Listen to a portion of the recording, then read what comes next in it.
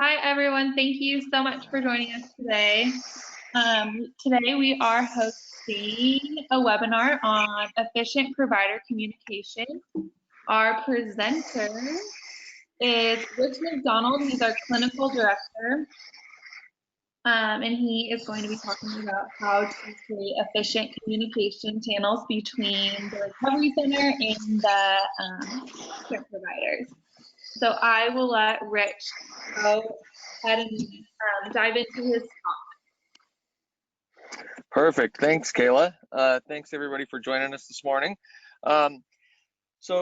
Provider communications become more and more important for us at Wasatch Crest. And, as I was kind of preparing my thoughts for this conversation, thought I'd maybe kind of run you through how it's been working for us and, why it's important. One of the things that we know is for outcomes that needs to happen is we need a real continuum of care and making sure that our clients or patients are supported through the entire process.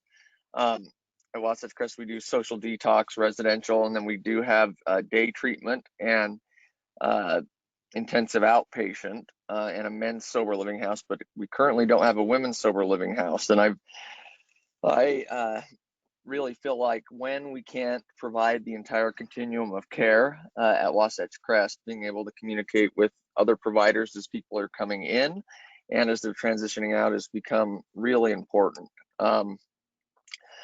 The biggest thing that I've noticed that's helped us early on, we kind of changed up our admissions area. So previously, the clinicians were trying to track down transfer records and get medical records before somebody admitted and or upon admission. But at this point, the way we've got it set up is the admissions team will collect the records, and then when we're approving somebody to transition into Wasatch Crest, those are reviewed. And early on, setting the communication standards up front. So we'll often, the admissions director or one of the admissions staff will let us know, hey, we've got so-and-so coming in. This is where they're coming from. We get the background, and then we're able to work with them to get any medical records or clinical records before they transition in. And knowing that we've got to, obviously it's client to client, and the complexity and acuity makes a difference, but going in, what are those expectations? So if somebody sends us a client, like how much communication do you want? How often? And this is obviously based if we have an ROI, a release of information, and are allowed to share the information, but overall being able to let people know, we will communicate. A lot of times we will have the clinician make that phone call the first couple of days, and then in the past we've had experiences where I've been the one communicating the information, and a reference like, yeah, you're maybe every other week give me an update. And I've had other referents that want an update, twice a week. So really, it kind of depends and is driven by the referent and the client and what's going to be best for them. Let's see. So I think also it's kind of what is the pertinent information and what's going to be helpful for the transition in and the transition out. So part of what we try to do is figure out what their long-term care plan is and make sure that we're able to set the stage properly, up front. And during our clinical meeting, we review each client and the referent communication. Is their expectations there? What do we need to provide? And what are the standards that they set early on is really helpful. Couple times, I think that historically, some of the speed bumps we've run into have been just not knowing what the expectation was up front. And, you know, it's our job to make sure that while they're with us, they're getting the care that they need. But then also when we transition them back, making sure that they can pick up right where they left off. Oftentimes,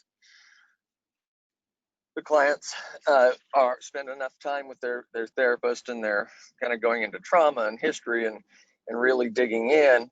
And then to start that process all over again, if the communication isn't happening, is really frustrating.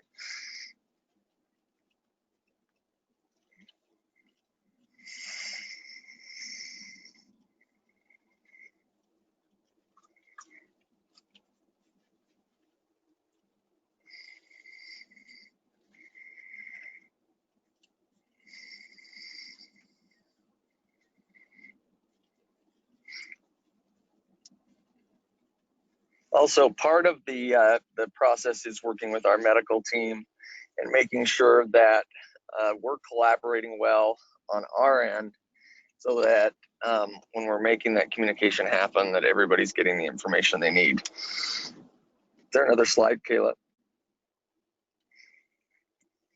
Perfect. Okay.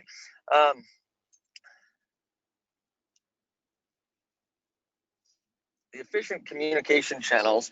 So what I've done at Wasatch Crest is created a template for the clinicians to use.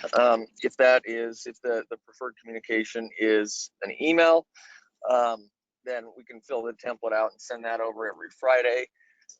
But really, the clinicians and the referrents that we have the best relationships with, we've been able to kind of build trust and communication in general, and really getting to know the people that are sending clients to us. They understand the program and have seen the program. I think that's super important. And we both, Wasatch Crest and the referent, know what it is that we do at Wasatch Crest, and really setting those expectations up front again. I think a lot of it is that the communication up front and understanding what the expectation is on both sides. Next slide.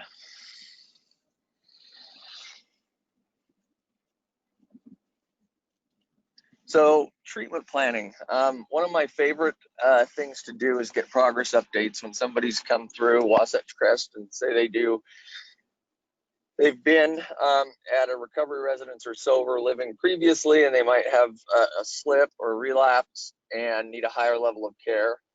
And we end up working with them at Wasatch Crest. But getting their treatment plan and understanding what it is that their needs are specifically is super important. And then having the comprehensive treatment plan while they're with us is really important. So our rec therapist sets treatment plan goals.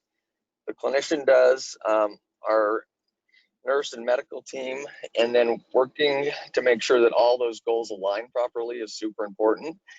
And then making sure that when they transition back to the lower level of care, or if they're coming in, getting their records, being able to make sure that treatment plan is smooth and comprehensive, and that they goals align. What's been interesting is how many times I've asked clients about their treatment plan from the previous experience or some of the goals they've set, and they've been unable to really identify what those treatment plans were. And so making sure that the therapists and the clinicians know that it's a client's treatment plan is their treatment plan, making sure that they understand, you know, what they want to work towards, and helping them identify that and the areas that are going to be most helpful. Next slide.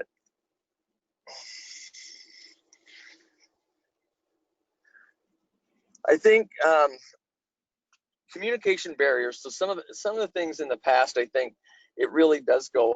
I've said this already, but it comes back down to being able to understand what the expectations are. You know, it's easy to get your wires crossed, but that consistency piece is huge. And so if we know right up front what the expectations are. We can meet or exceed expectations on communication. It builds that relationship and becomes a much better experience for everybody, and it helps the client. I think that's a big part of it. And respecting the other medical teams and clinical teams, and understanding that the goal is to work together, and really building that whole idea of a treatment team, whether or not they're at Wasatch Crest and somewhere else, or it's the team on staff at Wasatch Crest. Next slide. Yeah, does anybody have any questions? I think hopefully that was helpful. I want, the biggest thing is, it's easy to forget in treatment that we really are in the service industry. We've got to maintain integrity in our treatment that we provide, but also, we need to take care of the community that trusts us with their clients, and if there's ever anything that anybody needs or anything I can do to make the experience better and the communication better, we are wide open and would love any feedback, and we hope we get the opportunity to help.